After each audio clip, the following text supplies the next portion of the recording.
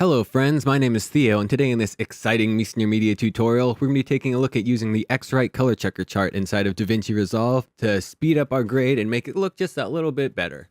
So without further ado, let's hop into Davinci Resolve.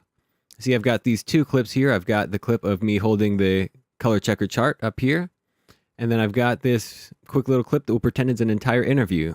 So I've got this color checker chart here, my hand's there. Great. Hand modeling inquiries should be directed to meissnermedia.com/contact. And it took me a while to figure out a good workflow that I really like to make using the color checker chart really fit into the way that I grade. But I figured one out, and I've been using it for a while now, and I really like it. So we're going to hop into our color page. You see we've got our color checker chart here, and we've got our interview clip here. And in order to get the corrections from the color checker chart to our interview, I used to just copy grades over, but that was a really bad way of doing it. I would not recommend it. What you can do instead is use groups. I'm going to select both clips by clicking one, holding down shift, and clicking the other one. In an actual project, this will probably be more than 2 clips, obviously. But for this one, it's just 2 because it's a tutorial and it's nice and simple. Then you're going to right click and go to add into a new group. If you have an existing group, you can add into current group, or you can select a group from down here. But we don't have one made yet, so add a new group. I'll call this interview. Hit OK, and now you can see that these are in a group together. We've got this nice little link icon here. So now what the next step is to go and change which nodes we're going to be working with. So we've got our normal clip nodes page that we've been using for grading, but we're going to go into group pre-clip.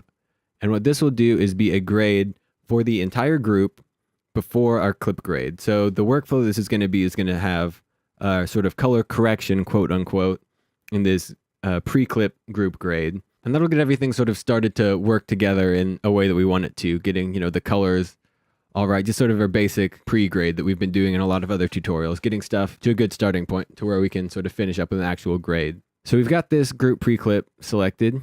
In this first node here, we could just go over here in the little bottom left-hand corner of our viewer and go to color chart. Now we get a, thing that looks just like a color chart popped up in the window.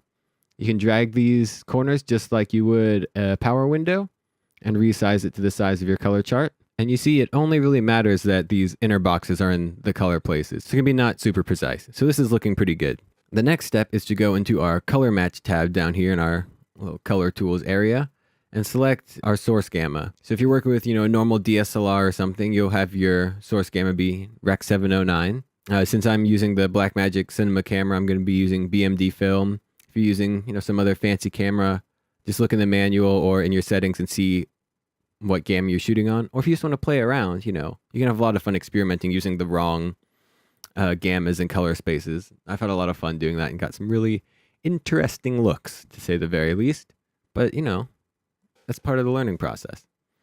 The next thing we're going to do is select our target gamma. So we're coming from this gamma BMD film and we're wanting to go to this target gamma.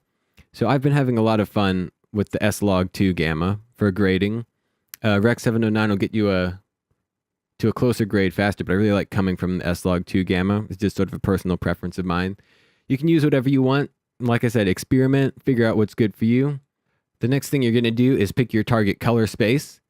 It's a lot of fun to play around with these and get some interesting looks. But basically, if you haven't read a bunch of stuff about what these do and when you should use them, just go with Rec. 709. It'll make your life a lot easier. But, it's fun to play with these sometimes. And then finally, you've got your target color temp. And I know that my white balance is just a little bit off, so I'm going to change this to 6800. I wouldn't recommend doing this for sort of white balancing footage. There's other techniques that you should use that are a lot better. But, for little things like this, it can work out. And then finally, you just hit match. And boom, there we go. And now you see our other clip has got that happen to it also. Great. So now I've got this nice sort of creamy S-Log stuff with this little bit oversaturated Rec. 709 color space. It's looking pretty neat. The next thing we're going to do is go to group post clip, and then you can just do your sort of actual grade there.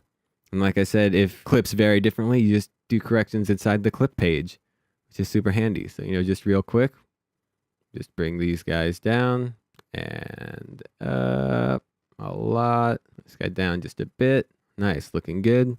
Saturation is fine there. Just go to our curves. I'm going to desaturate the blacks because that's something I'm into nowadays. Bring back up the mids. Out there and bring the highlights down a bit. It's looking good.